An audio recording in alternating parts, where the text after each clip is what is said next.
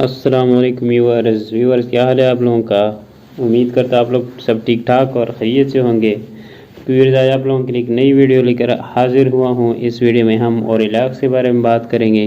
Relax में कौन सी drugs पड़ी है, इसका यूजेस क्या है और कंट्राइंडिकेशन क्या है, और इसके अलावा हम किस मेडिसिन के साथ इसको यूज़ नहीं कर सकते और डोज के बारे में भी बात करेंगे। तो व्यूअर्स, आगे बढ़ने से पहले आप लोगों से एक रिक्वेस्ट है, अगर आप लोगों ने चैनल को सब्सक्राइब नहीं किया है तो प्लीज़ सब्सक्राइब करें और बेल के आइकन को भी दबा दें ताकि आने वाली इस तरह की नई वीडियो की नोटिफिकेशन आप लोगों तक पहुंचती रहे। तो व्यूअर्स, बात स्टार्ट करते हैं कि ओरेलाक्स में कौन सी ड्रग्स पड़ी हुई है। व्यूअर्स, इसमें सेफोडाज़ाइम प्रॉक्सिटेल्स पड़ी हुई है, जो कि सेफेलोस्पोरिन यानी एंटीबायोटिक जो है उसमें सेफेलोस्पोरिन जो क्लास है उससे ताल्लुक़ रखती है। तो व्यूअर्स, अब बात करते हैं इसके यूजेस की कि सेफोडाज़ाइम जो है ये किस चीज़ के लिए यूज़ होती है। व्यूअर्स, ये रिस्पिरेटरी ट्रैक इन्फेक्शन के लिए यूज़ होती है। ये रिस्पिरेटरी ट्रैक इन्फेक्शन में क्या क्या चीज़ें आती हैं, मुंह से लेकर लंग्स तक, ये एयरवेज जो है इसमें जितनी चीज़ें भी आती है उसमें अगर इन्फेक्शन हो तो उसमें ये आप लोग यूज़ कर सकते हैं। इसके अलावा आप लोग गोनोरिया में यूज़ कर सकते हैं। गोनोरिया क्या चीज़ है, सेक्सुअली ट्रांसमिटेड डिजीज़, यानी सेक्सुअल फेल के ज़रिए जो डिजीज़ ट्रांसमिट हो जाती है तो उसमें आप लोग इसको यूज़ कर सकते हैं। इसके अलावा ये यूरिनरी ट्रैक इन्फेक्शन में भी यूज़ कर सकते हैं, यानी यूरिनरी ट्रैक जो है उसमें जितनी भी चीज़ें आती है उसमें आप लोग इसको यूज़ कर सकते हैं। इसके अलावा अगर आप लोग गले में कोई खराबी आ जाए, उसमें कोई इन्फेक्शन आ जाए तो उसमें भी आप लोग इसको यूज़ कर सकते हैं।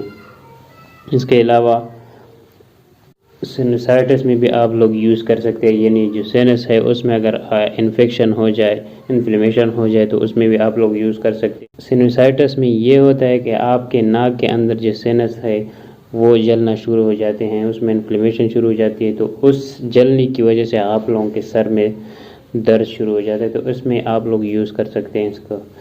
इसके अलावा कान में अगर इन्फेक्शन पड़ जाए तो उसमें भी आप लोग इसको यूज़ कर सकते हैं। तो व्यूअर्स, अब बात करते हैं इसकी डोज़ की। तो व्यूअर्स, इसका डोज़ आप लोगों ने इस तरह लेना है कि 5 mg पर kg आप लोगों ने ले लेना है। यानी अगर कोई बच्चा है जिसका वेट है 8 kg तो आप लोगों ने 5 ml दे देना है। तो उससे ये होता है कि 8 5 46 यानी 5 mg पूरा हो जाता है। 8 5 40, 8 kg है और 5 5 5 को जमा करके 40 बन जाता है। तो इसमें आप लोगों ने फिर सिंगल डोज लेना है। इस तरह अगर 16 हो जाए तो आप लोगों ने 40 mg बराबर कर देना, यानी 2 चम्मच दे देनी है। इसी तरह आप लोगों ने इस डोज का एडजस्टमेंट कर देना है।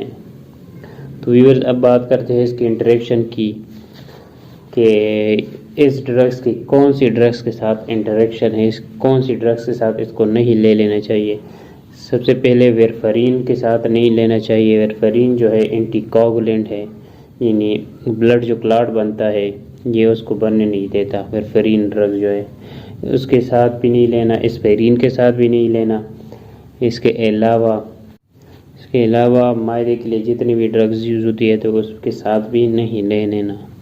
तो व्यूअर्स, जी थी आज की वीडियो। उम्मीद करता हूँ आप लोगों को पसंद आई होगी। पसंद आई है तो वीडियो को लाइक करें और शेयर करें। तो व्यूअर्स, मिलते हैं नेक्स्ट वीडियो में, तब तक के लिए इजाज़त दीजिए। अल्लाह हाफ़िज़।